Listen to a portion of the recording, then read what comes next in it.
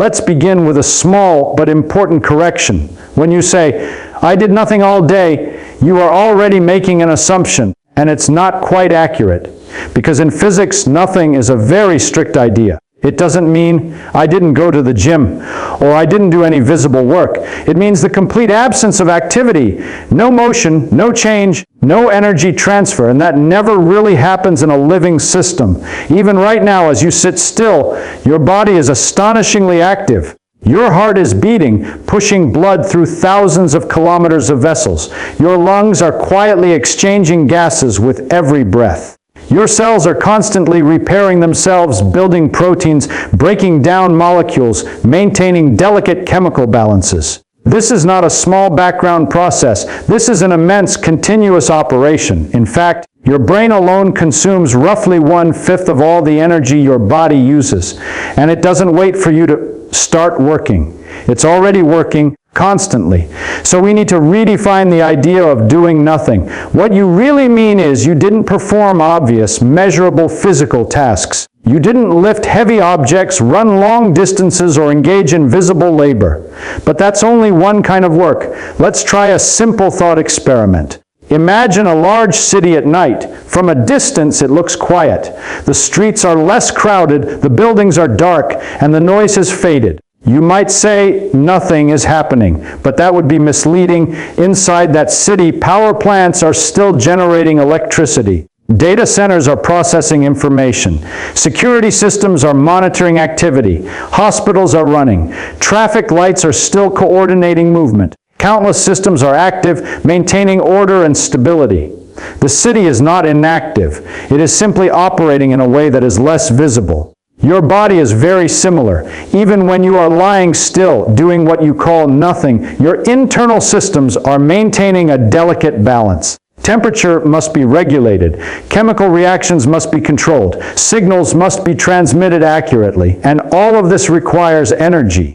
There's another layer to this as well, one that is even less visible. Your brain does not shut off when your body rests. It continues to process information, recall memories, simulate possibilities, and interpret signals from both inside and outside your body. So while you may not be moving much, your brain may be extremely busy. This creates a kind of illusion, because we tend to associate effort with movement. If we don't see movement, we assume there was no effort, but that's just a limitation of perception. Physics doesn't care about appearances. It only cares about energy and processes. And by that standard, your day was full of activity. So the first step in solving this puzzle is to let go of the idea that you did nothing. You were active the entire time, just not in a way that is easy to notice. Now consider something less visible, but far more demanding: your thoughts. We tend to treat thinking as if it were weightless, almost like it doesn't count as real work. But from a physical perspective, that's not true at all. Every thought corresponds to patterns of electrical and chemical activity in the brain. Neurons fire, signals travel, networks activate and deactivate. It is a physical process happening in real time, consuming real energy. To understand this more clearly, imagine your brain as a computer. Not a simple one, but an extremely complex system running many processes at once. If you open a single program, everything works smoothly. But if you open dozens of programs, some active, some just sitting in the background, the system begins to slow down. It heats up, consumes more power, and becomes less efficient. Now here's the important part: even the programs you are not actively using still consume resources. Your thoughts behave in a similar way. Every unfinished task, every unresolved question, every small worry acts like a background process. You may not be consciously focusing on it, but it hasn't disappeared. It remains active somewhere in the system, quietly consuming attention and energy. Think about how many of these open loops you carry in a typical day. A message you haven't replied to, a decision you've been postponing, a conversation that didn't sit right, a plan for tomorrow that isn't fully formed. Individually, each one seems insignificant, but collectively, they create a continuous cognitive load. This is where the idea of friction becomes useful. In physics, friction is a force that resists motion.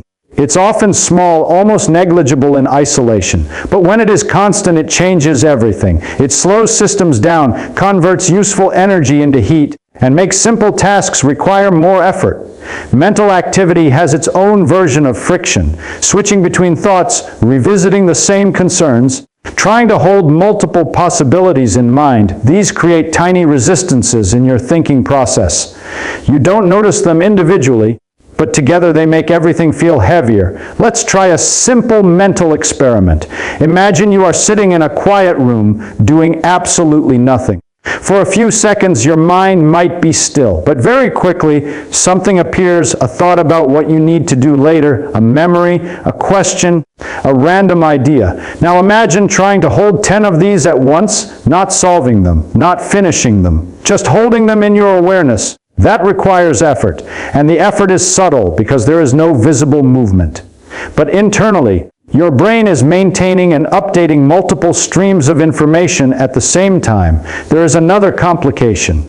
Unlike physical work, mental work rarely has a clear endpoint. When you lift a weight, you can put it down. The effort stops. But thoughts do not always behave this way. They linger, repeat, evolve. A single idea can return again and again, slightly altered each time, demanding more processing. So instead of short bursts of effort followed by rest, you get something more continuous, a steady, low-level drain. And this is what makes it so deceptive, because nothing dramatic happens. There is no moment where you say, "Now I am working hard," but the system never truly relaxes either. It is constantly active, constantly adjusting, constantly using energy.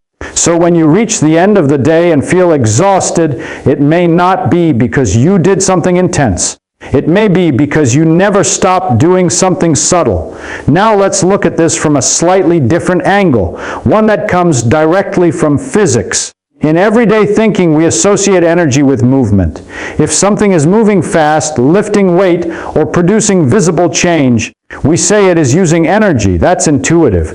But physics describes energy in a broader way. Energy is not just about motion. It is also about maintaining structure, keeping things the way they are, despite constant pressure for them to fall apart. There is a concept in physics called entropy.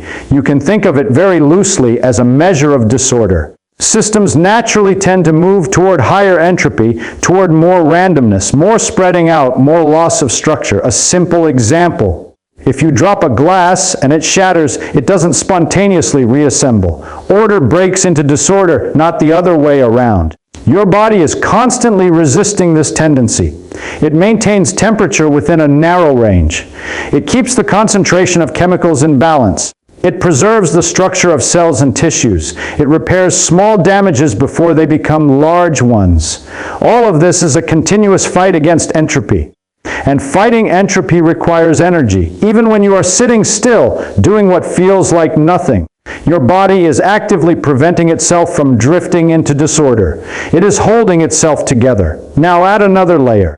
You are not just a physical system, you are also an information processing system. Your brain is receiving signals from the environment, interpreting them, comparing them with past experiences, and predicting what might happen next. Each of these steps introduces small disturbances, tiny deviations that must be corrected to maintain stability. Imagine balancing a pencil on your finger. If the pencil starts to tilt, even slightly, you must make constant, tiny adjustments to keep it upright. Each correction is small, almost invisible, but without them, the system collapses. Your body and brain operate in a similar way. There are countless small imbalances happening all the time: chemical, electrical, emotional, cognitive. And your system is constantly correcting them. Each correction costs energy. Now consider what happens during a typical day. You experience small stresses, nothing dramatic, a notification sound, a slight disagreement, a moment of uncertainty, a task you delay, a thought you revisit. None of these are large enough to feel like work, but each one creates a tiny disturbance, and each disturbance requires a response. Your muscles may tighten slightly, your brain may reevaluate a situation, your hormonal systems may adjust. Your attention may shift and then try to return. Individually, these responses are negligible, but together they form a continuous stream of micro-adjustments. From a physics perspective, this is ongoing work. Work required to maintain stability in a system that is constantly being perturbed. There's also an inefficiency built into this process. In real physical systems, not all energy used for work is converted into useful outcomes. Some of it is lost, often as heat. This is not a flaw. It's a fundamental limitation described by thermodynamics. Your body behaves the same way. Not all the energy you use to maintain balance translates into something you can observe or measure as a productivity. Some of it is simply spent keeping the system running, correcting small errors, absorbing fluctuations. So by the end of the day, even if you haven't produced anything tangible, your system may have used a significant amount of energy just maintaining itself. And this leads to a subtle but important shift in perspective. Exhaustion is not only the result of large, visible efforts. It can also be the accumulation of countless small corrections, each one necessary, each one consuming energy, none of them dramatic enough to notice on their own. From the outside, it looks like nothing happened. But from the inside, the system has been working continuously to resist disorder. And that work, though invisible, is very real. There is another subtle difference we need to examine, one that becomes obvious only when you compare physical effort with mental effort very carefully. When you perform physical work, the process is structured. There is a beginning, a middle, and an end. You pick something up, you carry it, you put it down. The body understands this pattern very clearly. Muscles contract, energy is used, and then there is a release. The system resets. This structure matters more than it seems, because it gives your body clear signals about when to engage and when to stop.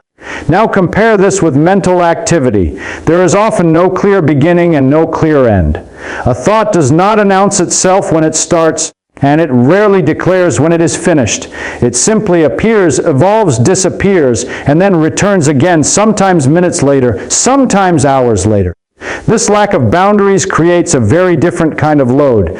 To understand this, imagine holding a small object in your hand, a cup for example. It's light. At first, it requires almost no effort, but if you hold it without putting it down, something changes. Your muscles begin to fatigue. Not because the object became heavier, but because the effort never stopped. The key is not the weight, it is the duration. Mental effort behaves in a similar way. A single worry is not heavy. A single decision is not overwhelming. But when these remain active, unresolved, looping, returning, they become something like that cup you never put down. You are not straining intensely, but you are also never fully resting. There is another important difference. Physical work tends to be local. If you are lifting something, a specific group of muscles is engaged. Other parts of the body can relax. There is a kind of division of labor, but mental work is more distributed. When you think, you are not just activating one small region in isolation. Networks across the brain are involved: memory, attention, prediction, emotional evaluation. These systems interact, overlap, and influence each other. So instead of a localized effort, you get a kind of global activity. This makes it harder for the system to truly switch off. Even if one line of thought slows down, another may take its place. A memory triggers an emotion, the emotion triggers another thought, and the cycle continues. From the outside, nothing dramatic is happening. But internally, the system remains active. There is also the question of feedback. Physical work gives immediate, clear feedback. You can see progress. You can feel completion. You know when something is done. Mental work often lacks this clarity. You think about a problem, but there is no obvious endpoint. You revisit a conversation, but there is no clear resolution.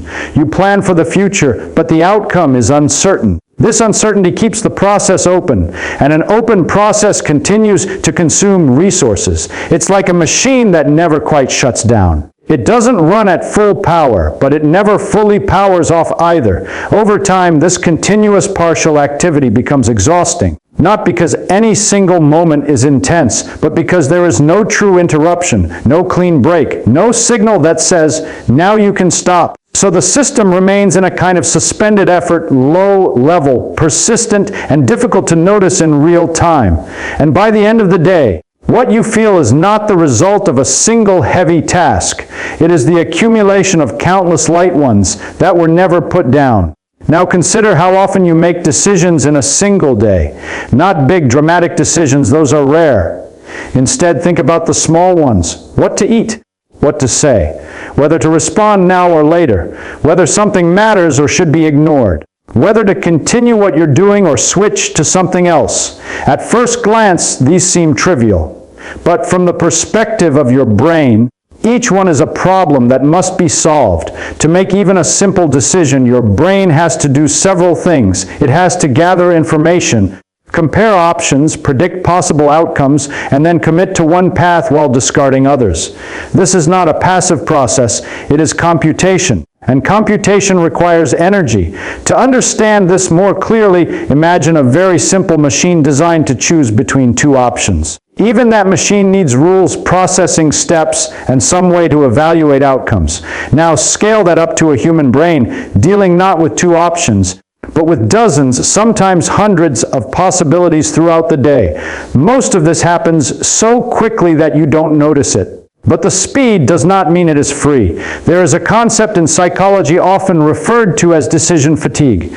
The idea is simple. The more decisions you make, the harder it becomes to make additional ones with clarity and precision. What's interesting is not just that performance declines, but that it feels tiring. Why should choosing between things be exhausting? From a physical perspective, every decision is a kind of branching process. Your brain briefly explores multiple possible futures.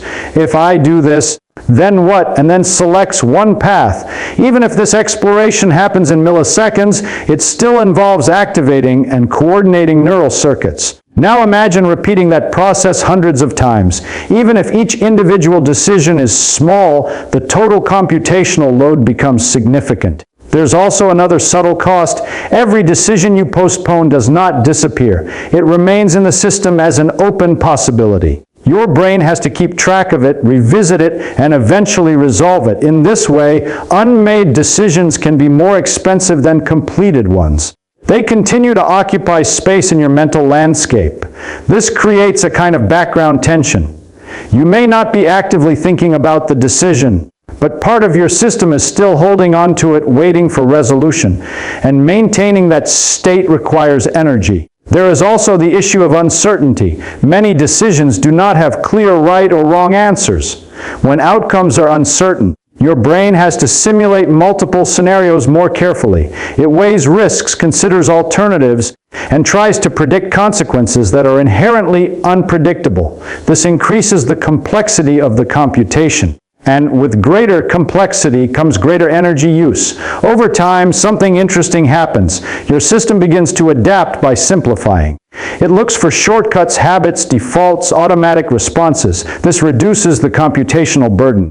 But it also means that when you are forced to make deliberate choices again, it feels harder than it should. The system resists. So by the end of the day, even if you haven't done anything physically demanding, you may have made hundreds or thousands of small decisions, each requiring a tiny amount of energy, individually negligible, collectively significant. And what you experience as exhaustion is not the result of one large effort, but the accumulation of many small acts of selection, each one shaping your path, each one leaving a trace in the system. From the outside, it looks like nothing much happened, but internally a vast number of possibilities were considered, rejected, and chosen between. And that process, repeated over and over, is far from effortless. There is another layer of this problem that is much harder to pin down, because it sits at the boundary between what we can measure and what we can only experience. This is the layer of emotion. You already know, without needing any scientific explanation, that emotions can be exhausting. You can spend an entire day doing almost nothing physically and still feel drained simply because of how you felt during that time. A day filled with uncertainty, tension, or quiet unease can leave you more tired than a day of physical labor. But here's where things become interesting. From a strictly physical point of view, what is an emotion? We can describe parts of it. We can say that certain patterns of brain activity are associated with fear, or that specific chemicals increase during stress. We can measure heart rate, breathing patterns, hormonal changes. These are all real, observable effects. But the feeling itself, the subjective experience of emotion, is not something we can directly measure in the same way. And yet, it clearly has consequences. When you feel anxious, your body changes. Muscles may tighten slightly. Breathing may become shallow or irregular. Your attention becomes narrower, scanning for potential problems. Your brain becomes more active in certain ways, trying to predict and avoid negative outcomes. All of this requires energy. Even low-level emotional states, ones you might barely notice, can persist for long periods. A mild sense of worry, a background feeling of dissatisfaction, a vague anticipation of something unresolved. These are not intense, but they are continuous, and continuity is what matters.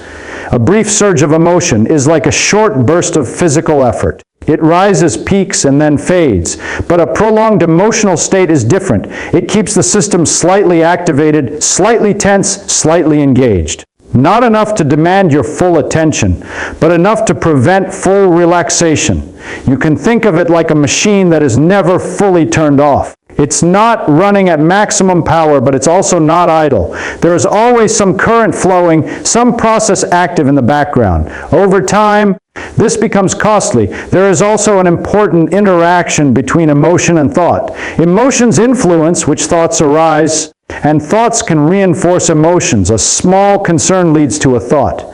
That thought strengthens the concern. The strengthened concern produces more related thoughts. This creates a loop. Not a dramatic one, but a persistent one. And because the loop is self-reinforcing, it can continue without any external input. From the outside, nothing is happening. But internally, the system is cycling. There is another complication. Emotional processes are not always precise. Unlike a well-defined physical task, they do not have clear boundaries or efficient pathways. The system may overreact to small signals or remain active longer than necessary. It may prepare for threats that never appear or revisit situations that are already over. This inefficiency increases the total energy used. What makes this particularly difficult to understand is that you are not always aware of these processes while they are happening. You might only notice the result, a sense of fatigue, heaviness, or lack of energy, without being able to identify a clear cause. This creates a kind of mismatch between experience and explanation. You feel exhausted, but you cannot point to a specific effort that justifies that feeling, and so it seems confusing. But if you look more closely, the exhaustion may not come from a single intense emotion. It may come from a long duration of subtle emotional activity, small fluctuations, minor tensions, quiet loops that never fully resolved. From a scientific perspective, we can describe parts of this process, but not all of it.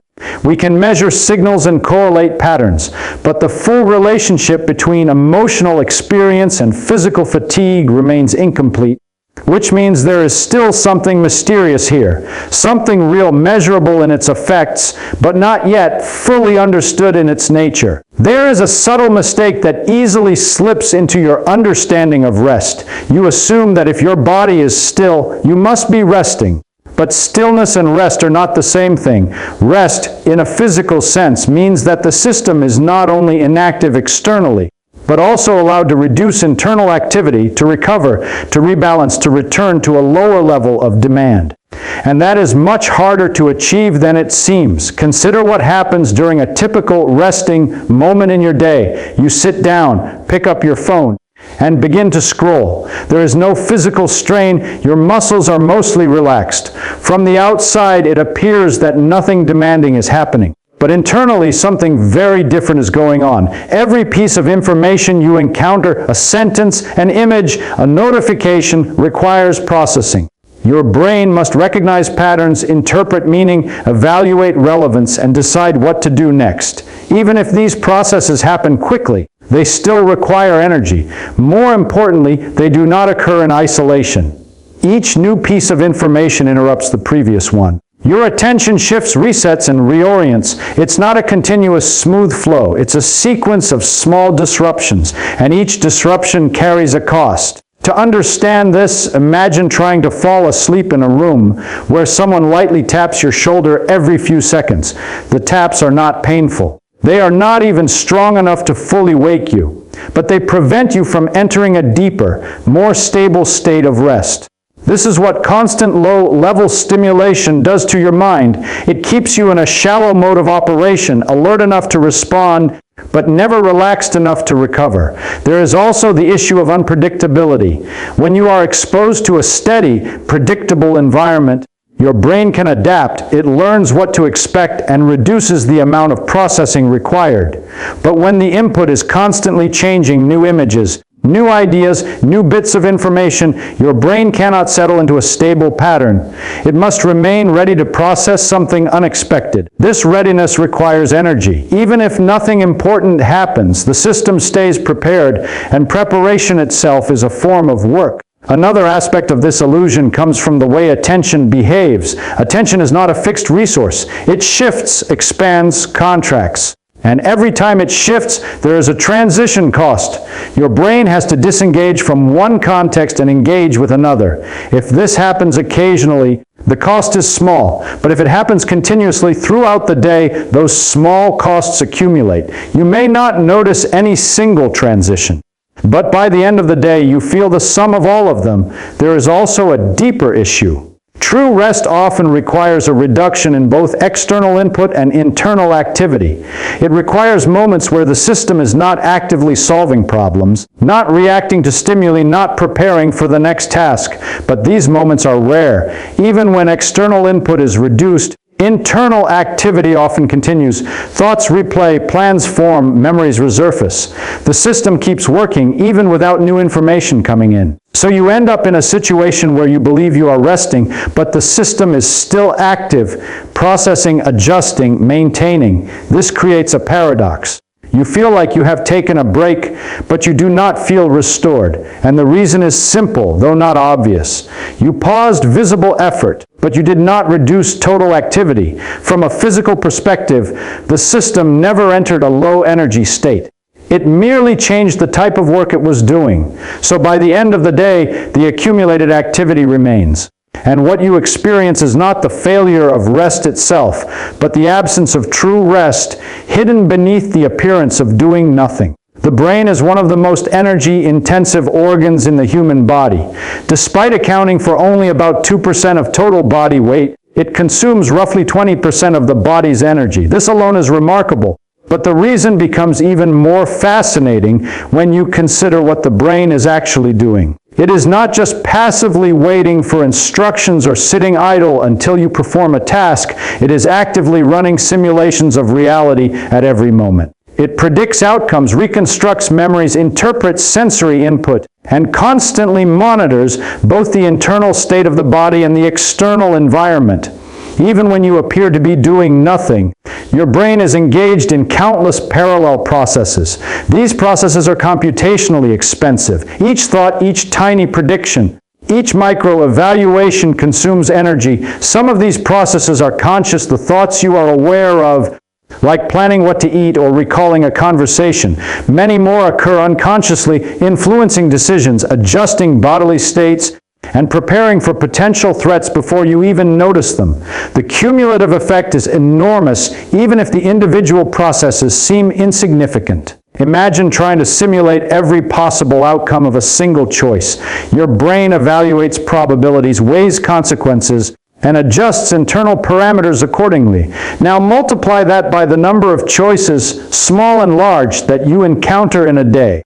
Even seemingly trivial decisions like whether to reply to a message or what route to take add to the total computational load. And unlike physical work, this mental simulation often has no clear endpoint. One thought can lead to another, looping endlessly, feeding off unresolved concerns or lingering emotions. Moreover, the brain's energy consumption is not just for processing information. It is also maintaining stability. The body operates as a complex system that resists disorder. Temperature, chemical balance, and cellular structure are continuously monitored and regulated. The brain coordinates these activities, integrating internal signals to maintain homeostasis. Even when external activity is minimal, this internal coordination continues unabated. Each correction or adjustment requires energy, and the brain is the central command for these ongoing processes.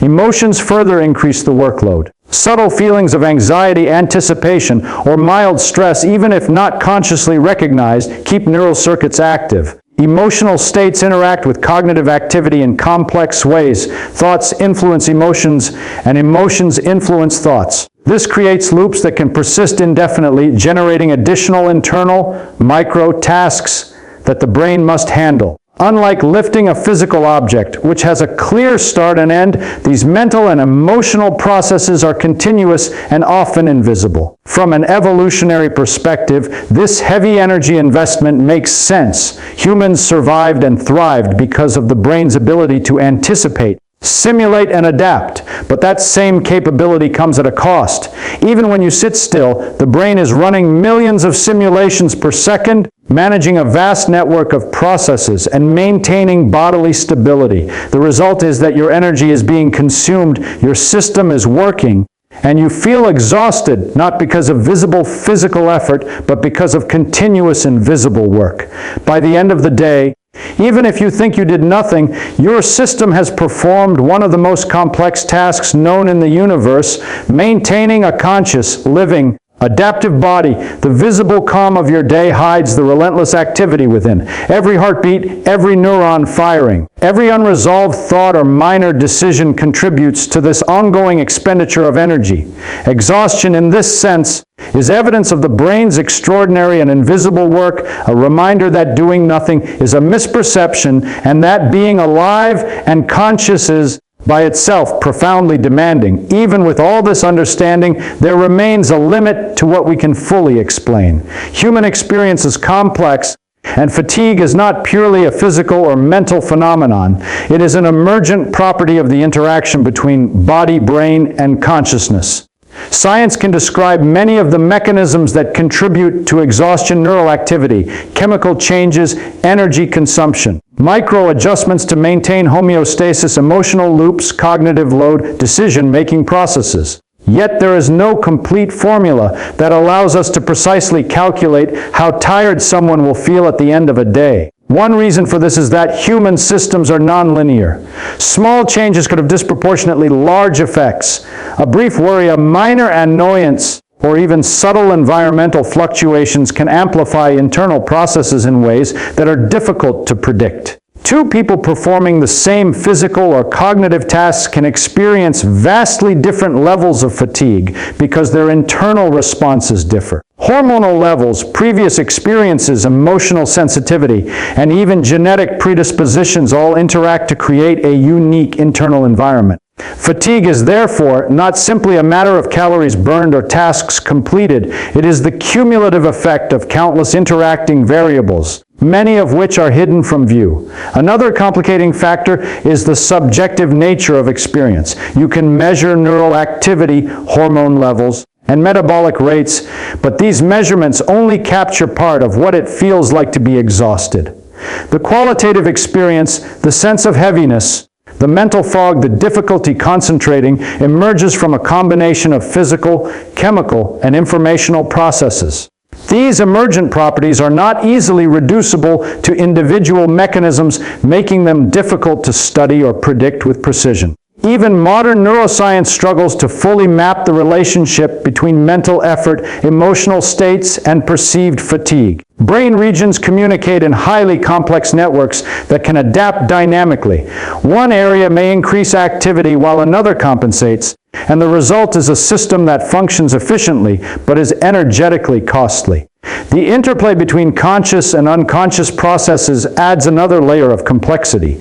Unresolved thoughts, background emotions, and micro decisions continue to engage the brain even when conscious attention shifts elsewhere, meaning the system never fully rests in the way a simple machine would. We also do not yet understand why some types of mental effort feel more exhausting than others. Why does a day of continuous thinking, worrying, or decision-making often leave you more depleted than a physically demanding day? Why does emotional tension sometimes weigh more than physical labor?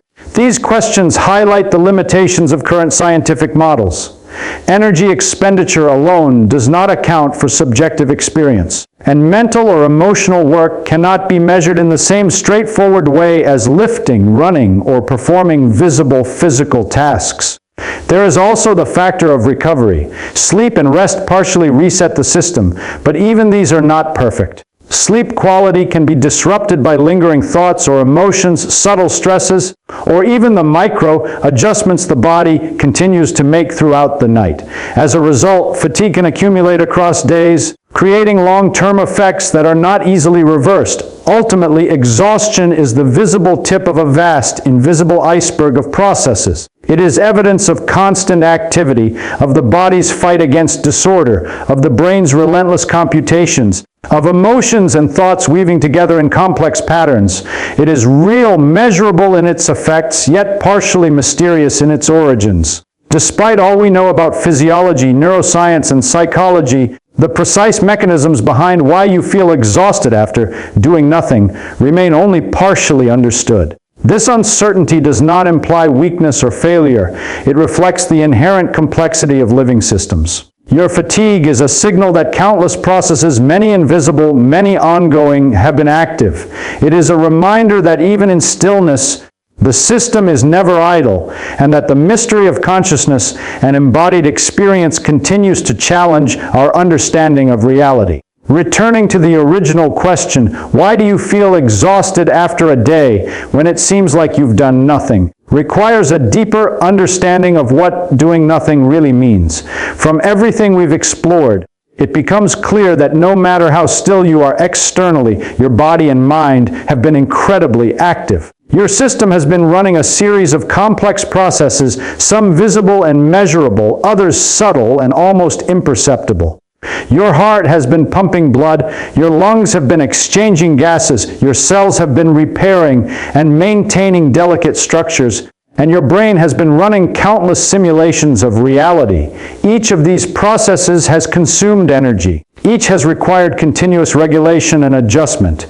The visible calm of your day hides a continuous storm of activity within. You have been running micro-corrections to maintain stability in your body.